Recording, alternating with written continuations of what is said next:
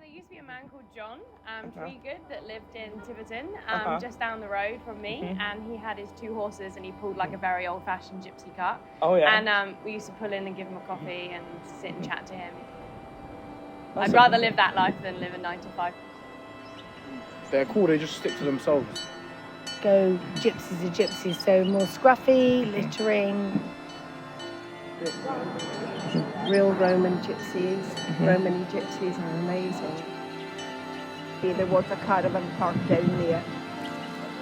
Yeah, I mean, I think everybody, Romany gypsy or not Romany gypsy, is irrelevant. Some positive and some negative, but it's not been an issue whether they've been a Romany gypsy or not. Yeah. It's not really qualified in the conversation. You either like them, or you dislike them. That's legal. Regardless. You know, is there really a community there anymore?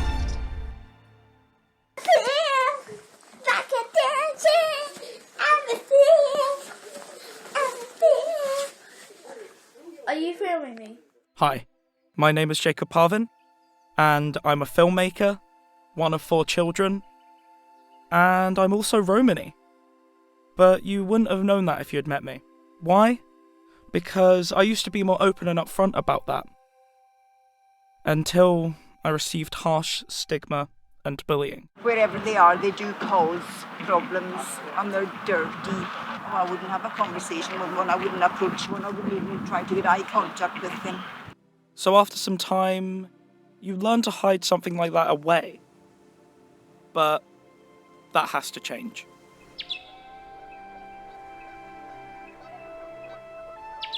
My dear Nan has told me stories my whole life about this culture, and it led me down the path of discovery, of yearning for a newfound appreciation of the stories that I heard through my life. But that was from my father's side. The majority of stories I was told was by my granny, your great granny. Yeah.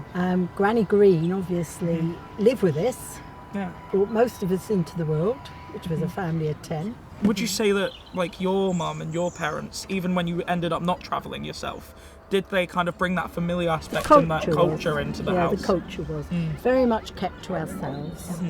In my experience, a Romany traveller would do anything to bring bread to their family. I've known my father go out and actually take in bales of hay. Really? Because he had no other work at the time.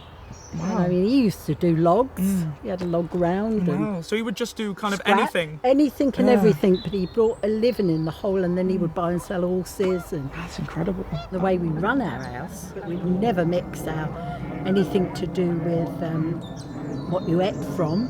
Yeah. Plates, cups and saucers were all kept separate in a bowl. You never ever wash your hands in a sink or a bowl that you use. Yeah. When my granny first got married, after they got married, they went back and they didn't have a home to go to. Oh yeah. So Grandad Green cut some twigs out of an edge and threw a tarpaulin over them. It was called a bender. Oh yeah. And they lived in that. And I know she said that he put her up a line. Yeah. And she hung her clothes one end, her tea towels and tablecloths the other. And when he come back, he called her a filthy person because she had hung the tea towel and he burnt everything. Everything? All the tea towels and cloths. Because they'd been mixed? Because they'd been mixed. On the line. Wow. So it was a very, very strong cultural thing. Whose funeral would this have been? That's a beautiful, yeah, that session. May have been like Grandfather Green's, you know, the first one years ago. They would have what they called the laying-in period. So someone died and the family would all be around. And then you would sit. The body would be in a front room area like that. And it would be kept until the funeral indoors. How do you feel the Romany community still kind of shows off their pride and in their culture in the modern day?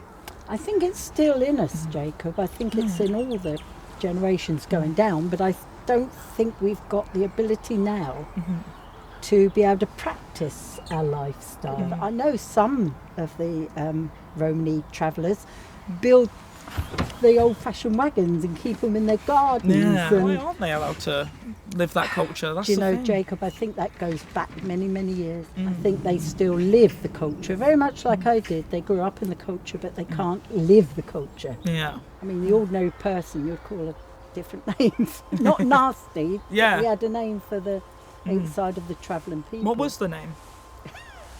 Penic. You might call a fire a yog in Exactly. Yeah. Or sagrai. Do you think that like us lot would be able to kind of champion a new wave of the Romany community? I think you're doing it now by bringing back and talking about it as we are in a natural, normal way. The one that is persecuted and thrown out all the time is the culture of the Romany traveller. I almost feel like the Romany community doesn't get as much kind of understanding or even attention as much now. Where they get attention. The wrong type. The wrong type. So I've just woken up today and this bill's just passed. It's a very anti-Romany bill. It's the Unauthorised Encampments Act, but it's a bill that basically makes a lot of the traditions of the Romany culture very much not as legal as they used to be, because it used to be a civil offence, and now they've turned it into a criminal offence, where if you get caught on the side of the road, you can face up to 3 months in prison, and that's a criminal record, and you can get fined, and you can have your carriage taken away, and it's fucking. I don't really know what to say at this point. I've been kind of knee deep in this film for about a month and a half or so, and I've been finding out a lot about the culture and the heritage, and kind of finally seeing what this culture's about, this culture that I haven't really had a chance to look into. And the most important part of it is just been stripped away, and it's like the taking away of the carriages is fucking.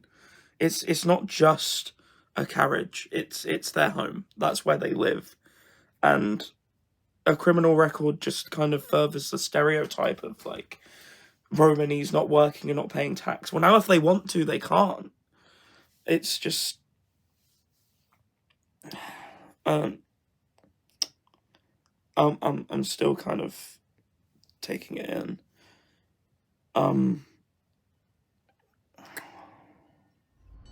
My nan once told me that travellers leave nothing but their footprint. However, with the new bill that's passed, I almost feel like there isn't a footprint that's there to be left. But I knew that this wasn't the end of my journey, and merely just a hurdle in my discovery. Made it. We've made it. Oh, there it is. Can you see it through there? I'll zoom in, hold on. Yeah. There we go. Oh my god. Alright. Welcome to the Church in the Woods. Built in 1883, the church was originally intended to be for the workers stopping at Brandine Common. However, it's gained a reputation as a safe haven of sorts for the gypsy community. How much have you been to the church? I've only been there once, I must admit. I'd heard a lot about it, and then me and your mum went there. I thought it was lovely to have had the fact that it was built for the travelling people, not wholly. It was also for people that come to work, I believe, and Absolutely. they used it. Been in this. I hadn't had the opportunity to go in. Really? So No. you've only seen it from the outside? I've only seen it from the outside. Well, welcome to the Church in the Woods now. Oh wow! Oh wow! There's a lot more room in here than I thought. I know, if you take a look this way as well, here's some of the artefacts that we have. Need my glasses. Yes, of course, don't worry. Because brand new. There you go, man. Thank you, darling. No worries. First of all, This is the poem. this is the poem. It's a beautiful poem. It was left by someone on the railing when, it was quite a few years ago. Oh, I love that. It's beautiful. Yeah, And I we should also, enjoy that. in that bowl as well, there was a note that came with it. It was passed down through a family from the 50s Oh wow! onwards. What, and sort of 1950. 1950s onwards, and it's been passed down through a family, and then they gave it to the church. Oh, that's nice. And then the last thing as well, got this beautiful bowl here. Look at this. It's all carved with wood as well. And it was, I love that. You know, there used to be the Travellers up at Ramsden Common. Yeah. They made that. Oh, lovely. Yeah. That's beautiful. It's wonderful, isn't it? That's lovely. It really is. And the church is lovely as well, isn't it? As well. Well, the church is amazing. To It be really honest, I didn't imagine it to be so big. It's bigger than you would expect. It's a lot almost. bigger than, yeah. and it's all clad in wood. It's beautiful. We spoke to James, one of the trustees here. We asked him how he came to be a member of the committee and how the Romany community's connection to the church has helped or affected him. I know that my colleagues who run this church don't have any view that would suggest that we're unhappy with our association with the Romany community. Do you think that fear mongering and that scaring off of Romanies from travelling could affect like your connection of the church with that community? No, I don't. No. It's not a thing I have in mind at all. And well, I'm very sad to hear you say this. The windows we have here are made of toughened glass. For many years they had a grill on the outside. Oh, really? Because sadly, don't know who they are, have broken in. The last occasion, the front door was broken into, the lock came out and it was thrown through that window there. What's your message really to those communities facing a stigma like that? You have to live above it. It's so easy to say things on the assumption that you're right, you know everything. Well, I don't know everything. It is an impression I get that it is causing a lot of damage simply because things can be done anonymously by people who've got an axe to grind. I came to the church looking for answers. Someone who can say the community has a beating heart, still actively running in the shadows. But all I found was a man of good faith, wedged in the middle of a conflict he's out of his depth in.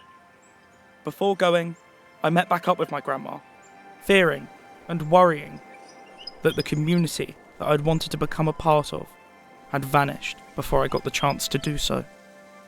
To any Romanies watching who haven't really had a chance to look into their culture, maybe someone in my position where I didn't know much about my culture, what message would you give to them? I think talk to the older people in your family.